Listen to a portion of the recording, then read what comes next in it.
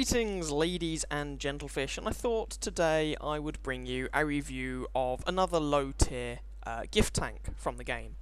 Now I'm doing this for a couple of reasons. Firstly, I had a game in the LTP, which is what I'm going to show you, that I thought was did a pretty good job of highlighting the strengths and indeed one or two of the weaknesses of this tank. But also I was surprised that the last time I did a review of a gift tank that it was quite popular, the T1E6, the American Tier 2 auto-loading light gift tank. So let's get on with the show.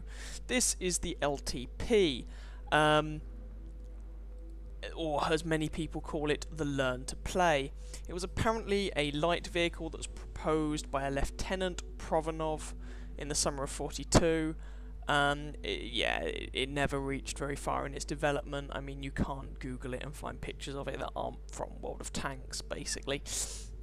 But this is a light tank, but do not equate that with a scout tank.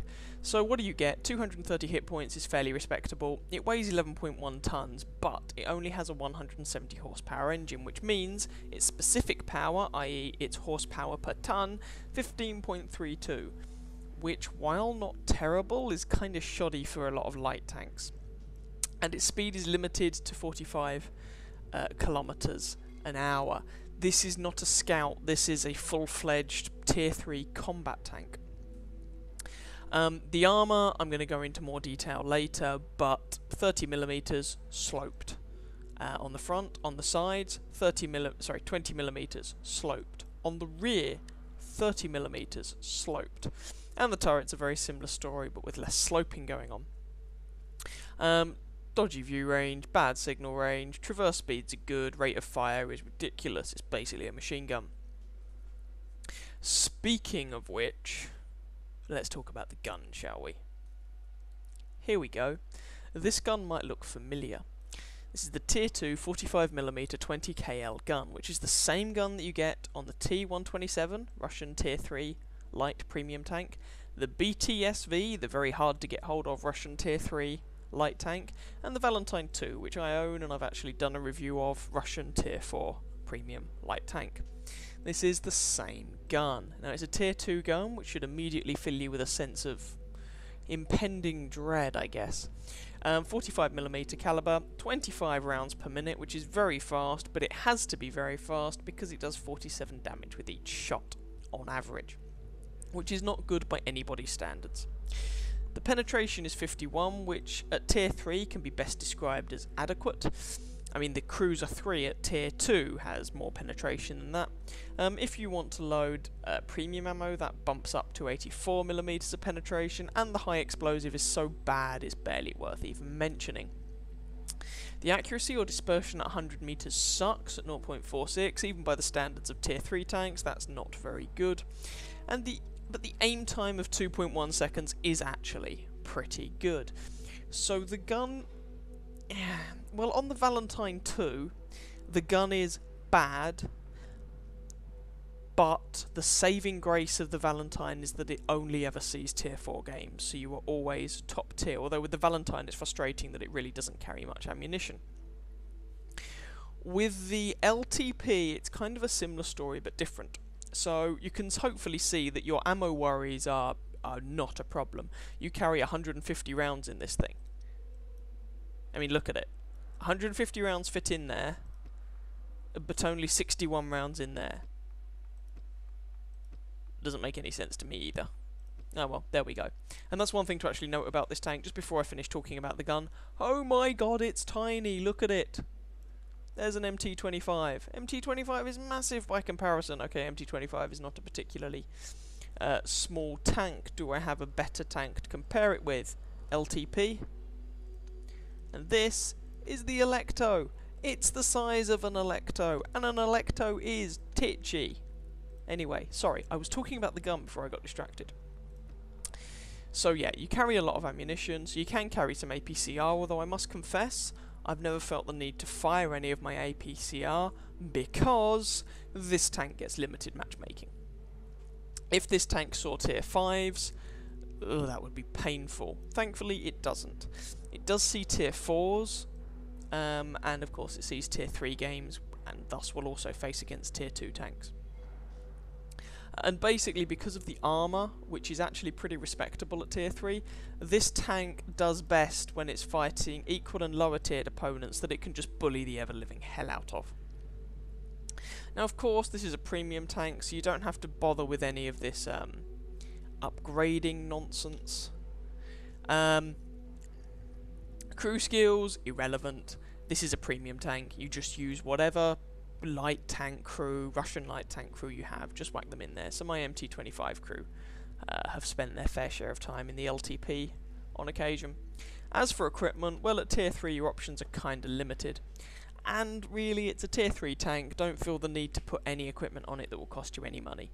You could just whack on the pauper set of toolbox, binocular telescopes, and camouflage net, and I imagine that you will be absolutely fine. If you do decide you want to put some equipment on this tank, specially light spool liner, this is going to make you laugh. Light spool liner is not actually a terrible idea. Why is it not a terrible idea? Because you can actually do some ramming in this thing, although I wouldn't recommend it necessarily at 11 tons in weight.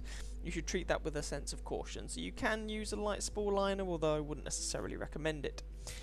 Enhanced gun laying drive, well, you could, but seriously, you've already got a 2.1 second aim time, which is fairly respectable. And an enhanced gun laying drive is 500,000 credits. Do you want to spend 500,000 credits on, you know, reducing your aim time by 1/5 of a second? I couldn't be bothered. Cyclone filter increases engine durability. I haven't noticed this thing catch fire in particular, and it's another 500,000 credits. Coated optics, yay, it gives you an extra 10% view range, so it takes your bad view range to merely kind of adequate view range. It's not particularly good. I wouldn't bother. Binocular telescopes, they're free. Why not? Well, I say they're free. You can transfer them between tanks, so you can just buy one or two sets of binocular telescopes and they can be used in multiple tanks. Never noticed any ammo rack problems, so don't bother with a wet ammo rack. I wouldn't bother with the torsion bars, to be honest. I mean, you could try and make an argument for it, but it's 100,000 credits and I don't think it's worth it. This is not a scout tank. Camo net, yeah, sure, why not? Improved vents, it's 50,000 credits, which isn't too bad. I did put it on just to generally increase the performance of the vehicle, but don't feel that you have to. I mean, I would recommend, I don't know what, improved vents, toolbox, and binocular telescopes. That's what I normally run on this, in terms of equipment. Consumables, well, I have the standard 3 on there. If I'm honest, I don't really use them very much. You could use Lend-Lease oil, but I really wouldn't bother. It's 5,000 credits each time you use it. This is only a tier 3 tank. You could use, you know, premium. In fact, what you could actually do is buy these some of these premium consumables, put them on, but never actually use them. So, like the first large repair kit, sorry. Just while it's mounted on the tank, as you can see here, it gives you a 10% buff to the speed of repairing modules. Large first aid kit, 15% protection of the crew from injuries. So that's not a terrible idea, but I didn't bother. Extra combat rations, oh come on, it's 20,000 credits. This is only a tier 3 machine. Don't go overboard on all that, in my opinion. Yeah, so let's go and have a quick look at the armour scheme, and then I will show you a game that I've got lined up, and hopefully you'll see what I mean about some of the points that I make. Here we go then, let's have a quick look at the armour scheme of this. So this is the LTP, and boom, there is its armour. Now this is a bit of an interesting machine in many ways, so let's take a look at it. Right, from the front, this thing has 30mm of armour, which, if you are just facing it directly from the front because of the slope, bumps that up to about 34mm, which may not sound a lot, but on its own it will bounce. For example, the Mauser machine gun on the Panzer 1C, and we all know what right little devils those things can be. But this also has 15mm at the top of side armour, with a bit of angle, but not enough to really change the thickness of it too much. And down here you have 20mm, with your tracks giving you a bit of protection in places for an equivalent thickness of 40mm. But if you angle your tank,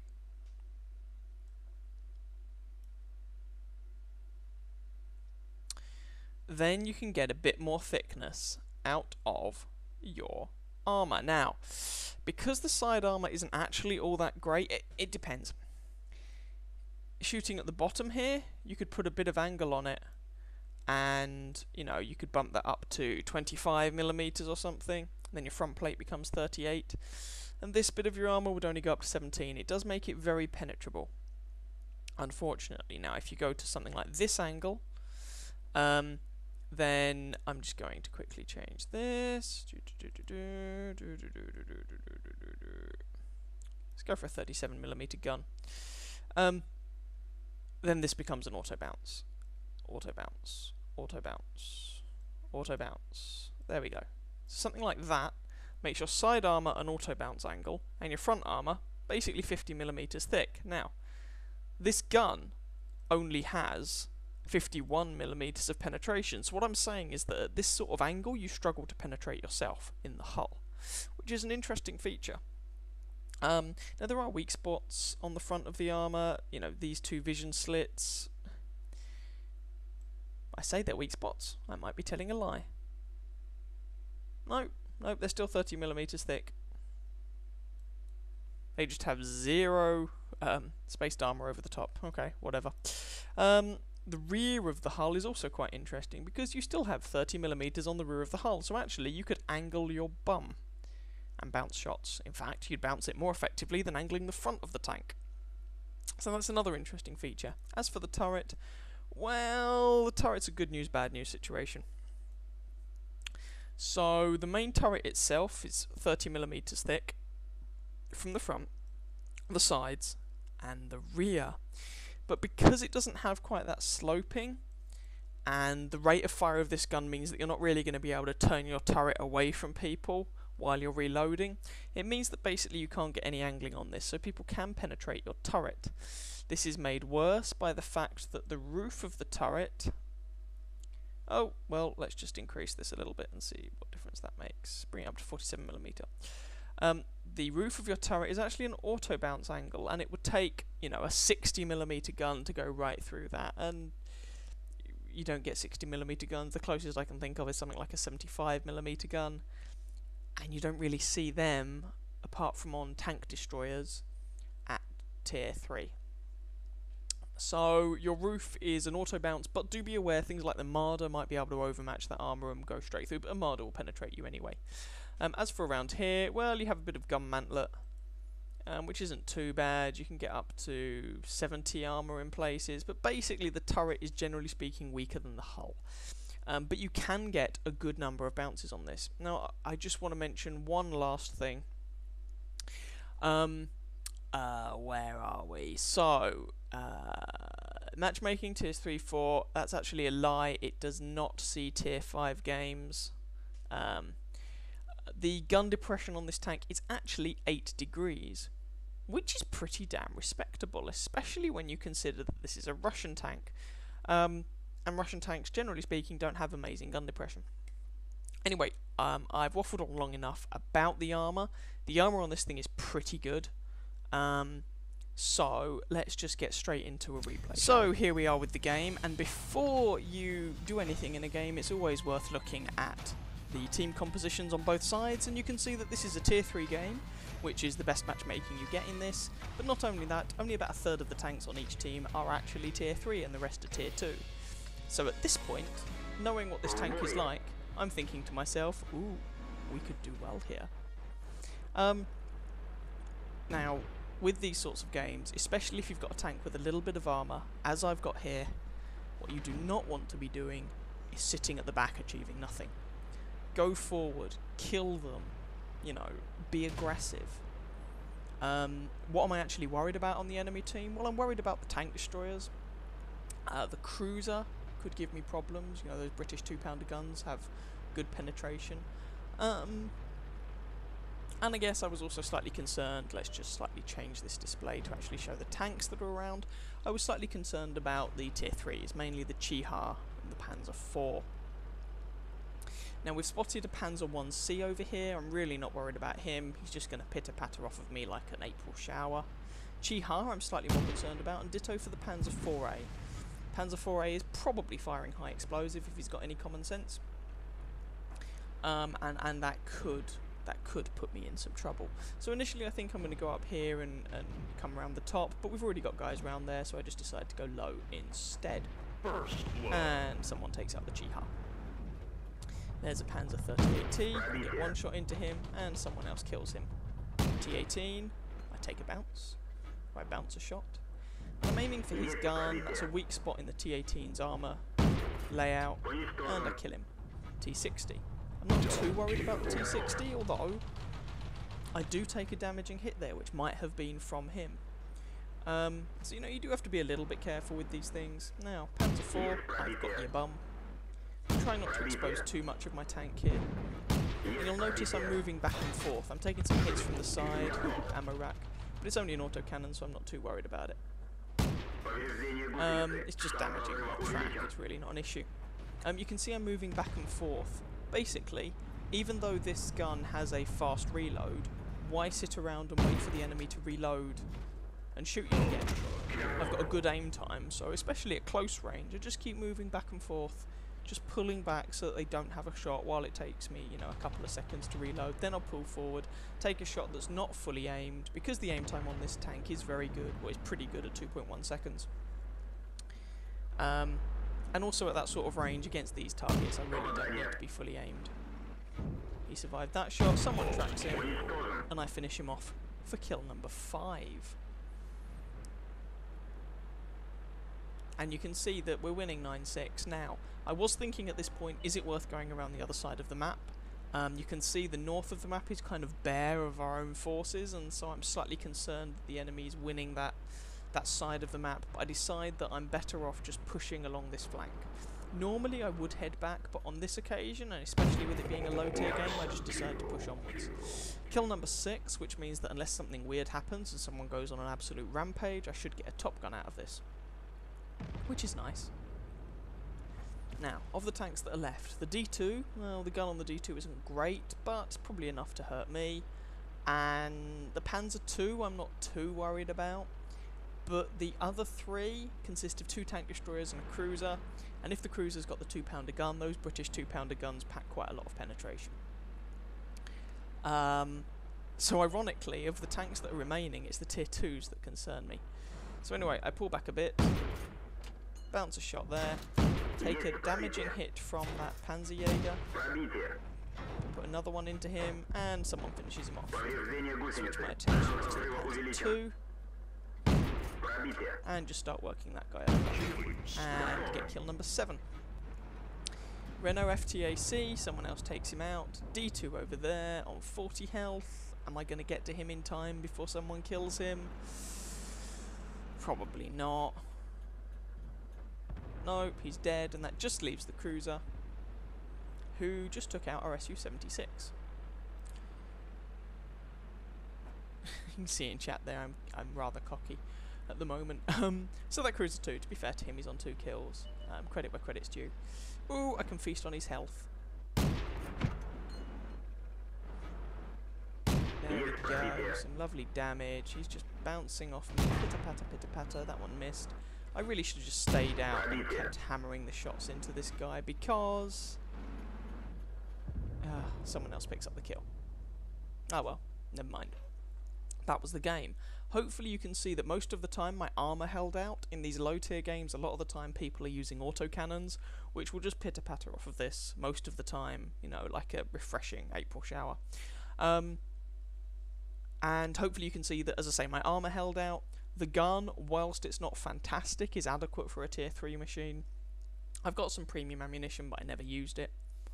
I missed a lot of the shots, but I was pulling forward, backing off, just to try and make myself a harder target. So I was concentrating more on survival, I guess. And a lot of the time, especially in higher tier games, you really do want to do that rather than just sitting there and letting people shoot you again and again. That's normally not a particularly good survival strategy. And the equipment I was using on my LTP was improved vents, you can see binocular telescopes, and a repair kit. Not that the telescopes or the repair kit really came into it at all in this particular game. The engagements tended to be close range, which is what the LTP likes. And when it's got a good matchmaker, and this was very good matchmaking, it's a brutal tank. It really can be, and it's a lot of fun to play. And that ended up actually being an ace tanker game. So I'll let you have a quick look at the post-game stats, and then we'll nip back to the garage just for some concluding remarks.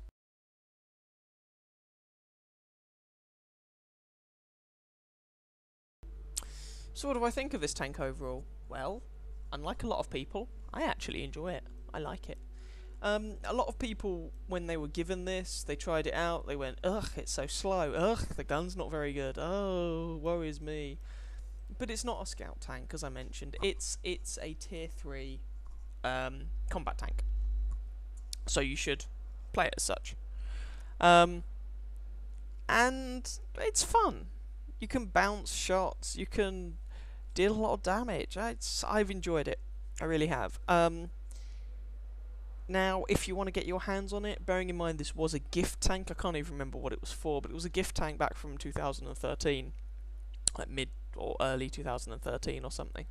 So in all likelihood, the only way you're going to be able to get your hands on one of these things now, if you don't already have one, is if Wargaming decide to bring it out in a package in the gift shop. And usually when they do that with the gift tanks, you get a low tier gift tank plus some other gumph like some gold or premium account time or something for something like €50.